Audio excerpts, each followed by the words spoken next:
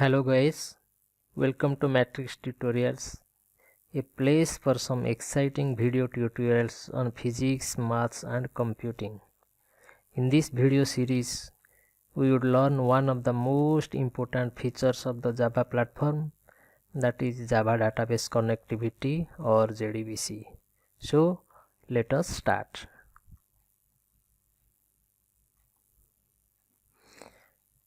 Before learning Jdbc, we should ask ourselves, why Jdbc? That means why should we learn Jdbc? So let us discuss a bit about why we should learn Jdbc, then we will continue learning Jdbc. So data is the lifeline of an organization. An organization requires useful information for its survival. For decision making, a business organization requires data. And that data is stored and manipulated by a complex software system like Oracle, SQL Server and MySQL, which are called database systems or database management systems, or shortly DBMS. DBMS software are very complex in nature, so end users can't work directly with that database. Sometimes very large and complex queries are required to retrieve useful information, which is impractical for the end users. Users are comfortable with graphical user interfaces, and those graphical user interfaces can be designed easily using programming languages like Java, C# and Visual Basic. These languages need some form of database access technologies to interact with that database. So ODBC, Jdbc, ADO.NET are the data access technologies for accessing and manipulating data contained in a relational database. ODBC, Jdbc, ADO.NET, these are data access technologies. ODBC is used generally in C, C++ programs, Jdbc is used in Java platform, and ADO.NET is used in Microsoft.NET platform. So in order to learn Java database programming, we need to learn Jdbc. So let us start learning Jdbc.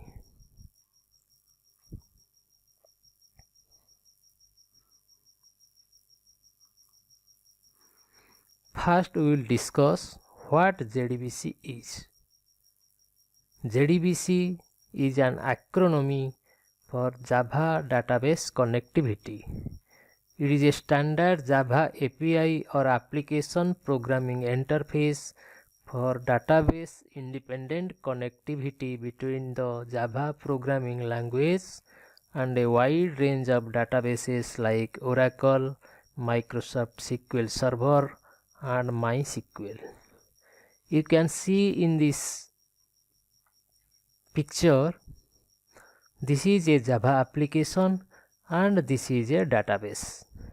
So the Java application can be a console based application, a GUI made of Java Swing or Java FX or Java AWT, or it can be a Java web application written in servlets, JSP and Java server faces.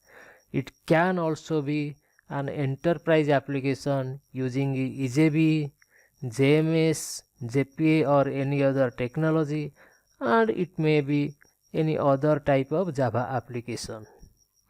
And this is the database server, which can be Oracle, Microsoft SQL Server, MySQL, Postgres, DB2 and the like. So a Java application requires to use Jdbc in order to connect with the database and manipulate that data. Java application through Jdbc sends request to the database and also processes data written by that database. So JDBC is a standard Java API or data access technology. Now, if you don't know what an API is, let me tell what an API or application programming interface is. An API is a set of subroutine definitions, protocols and tools for building application software. In general terms, it is a set of clearly defined methods of communication between various software components. A good API makes it easier to develop a computer program by providing all the building blocks which are then put together by the programmer. So JDBC is an API. JBI defines a standard set of protocols, classes, interfaces that can be used by Java application to connect with a database management system, send requests to the database in the form of SQL language, and retrieve data, manipulate data, process data in that Java application. Let us continue.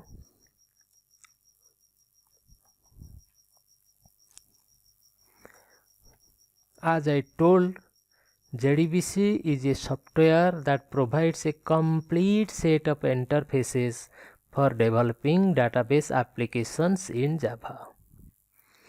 JDBC can be used for connecting to a database, retrieving data from a database, manipulating data in a database with transaction support, and also for getting metadata information. Metadata means data dictionary. So JDBC can be used for all these purposes in Java applications. The JDBC API defines certain interfaces and classes which is given in this picture. So at the center is the driver manager class, which uses a JDBC driver to get a connection. A connection represents the physical connection between a Java application and a database management system. Through connection, we create statement objects or prepare statements or callable statements using which we can run SQL statements. These statements give us some result set which we can use in order to retrieve data from the database. All these APIs return SQL exception. If something wrong happens in that database, the database throws errors in the form of SQL exception. So this is a overall overview of JDBC API. In this tutorial, we will come across all these interfaces and classes in detail. So first we will learn how to write a JDBC program, then we will come to this and read and learn all these interfaces and classes in detail. So let us continue. To write a Java database application using JDBC, we need to perform these high-level tasks. So what are these tasks? First, we need to import the packages. Then we need to register the JDBC driver which we will use to connect to the database. Then we will open a connection to the database. A connection means our Java application will be connected to the database so that two-way interaction will be possible between the database and the Java application. Then we will run a query against that database from Java. If that query is okay, means it is as per the specification, as per the rules, or as per the syntax, then the database will send a result set to the Java application, which will extract from the result set object and use it, manipulate it, display it, and whatever action we need we can do with that result set. At the end, we have to close the connection object, the statement object, for cleaning purposes.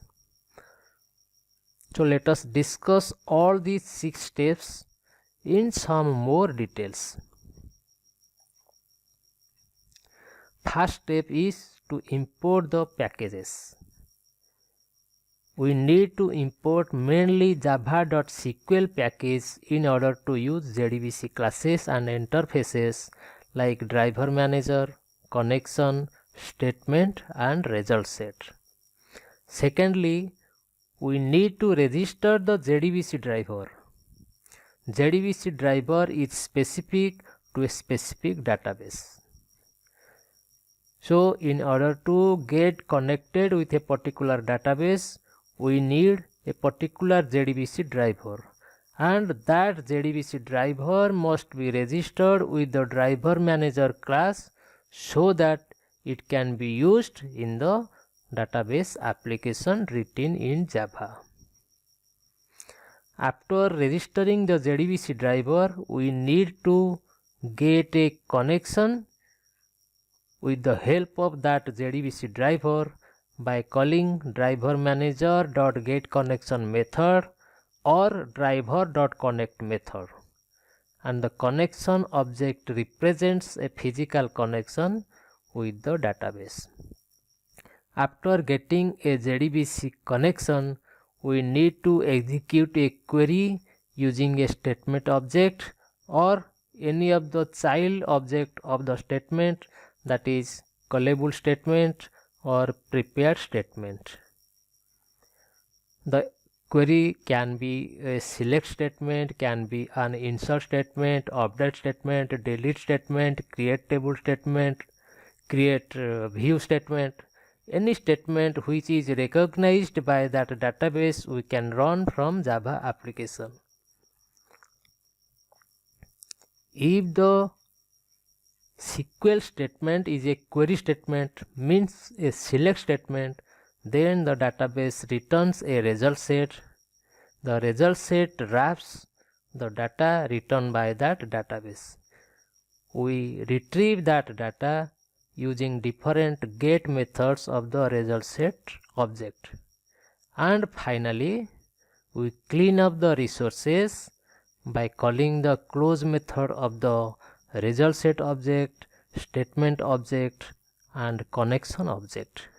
Why should clean up the environment or resources?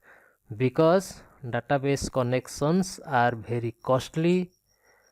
Once we complete with the database, we should close all the resources so that other users can use it, because we have to release network.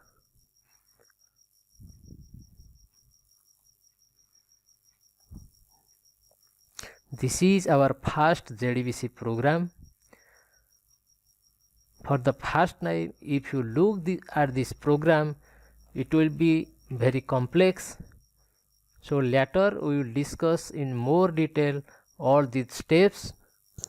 For the time being, let me tell you what overall this program does. This is the output of this program. The program reads the data dictionary against the HR schema created with Oracle 11g Express edition. When we run in NetBeans, this is the sample output. So let us see what this program does. This is the first step. We need to import java.sql.star. So this statement will import all the interfaces and classes contained in java.sql package. Now we have defined a class Oracle Jdbc test which connects to Oracle database and retrieves all the database objects owned by the HR schema. This is a connection declaration. We need a connection object in order to work with Oracle database. The connection object can be obtained by calling driver manager.getConnection method, which takes a database URL, a username and a password. Every database requires a properly constructed URL in order to connect to the database. For Oracle, this is an example of a URL: jdbc://thin:@localhost:1521 by xe. So what every piece represents we will discuss later. So this URL we will pass to Oracle using the Jdbc driver to get a connection. This is the URL, HR is the schema, and you need to give the password of the HR user to get a connection. So get connection method of the driver manager class returns a connection object. So from this it is clear that get connection method is a static method of the driver manager class. Then we need to execute this SQL statement against Oracle database to get a result set containing all the name of the tables of the HR schema. So a statement object is created using the create statement method of the connection object, and the result set object can be obtained by calling the execute query method of the statement object. This is a try with resources block which is new in Java 8. So this try with resources block creates statement object and result set object. After the processing, it also automatically closes these objects. So first we need to create a statement object by calling the create statement method of the connection. Then we get a result set by calling execute query method of the statement. And just see this select statement we are passing to the execute query method of the statement object. So this select statement will be run against Oracle database. Oracle will return the list of the tables owned by the HR schema, and that result set will process inside this try block. If the result set contains row, then this while statement will return true. So as long as there is a row in the result set, this loop will be executed. So just we will print the name of the table owned by the HR schema inside a while loop. The result set object contains get methods to get data from the row. GetString represents string column type. So what this method call does, it retrieves the first column of the row contained by the result set which will print the name of the table. So when all the tables are exhausted, the while loop will be terminated, the statement object and the result set object will be closed automatically by the Java virtual machine, and at the rate we will close the connection.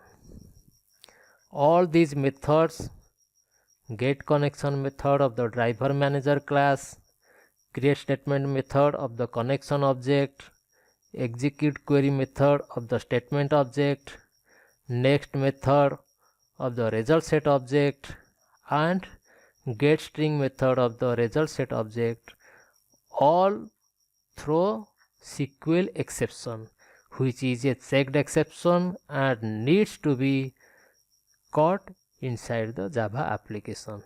Therefore, all the Jdbc code will be written inside a tray and we have to catch SQL exception.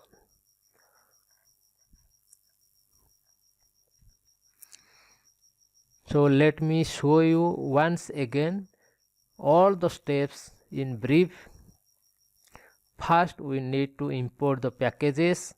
The main package is java.sql.star that contains all the interfaces and statements required in this program, mainly connection, statement, result set and SQL exception, also driver manager.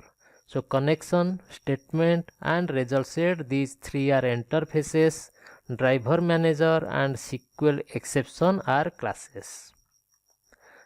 In this program, the second step, that is registration of a Jdbc driver, is not required because newer versions of JDK allows driver manager to automatically locate the used driver. If it can't locate, then it will return null. So in the third step, we are calling the get connection method of the driver manager class to get a connection.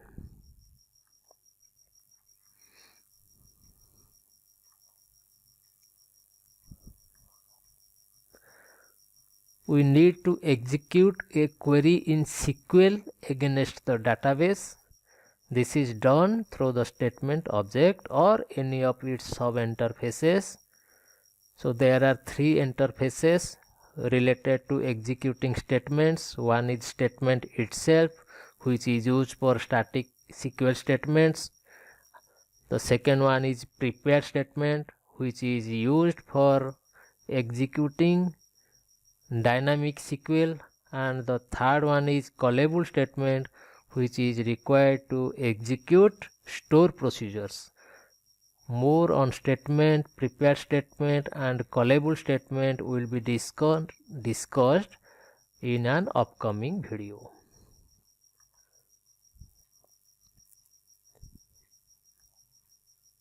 So we need to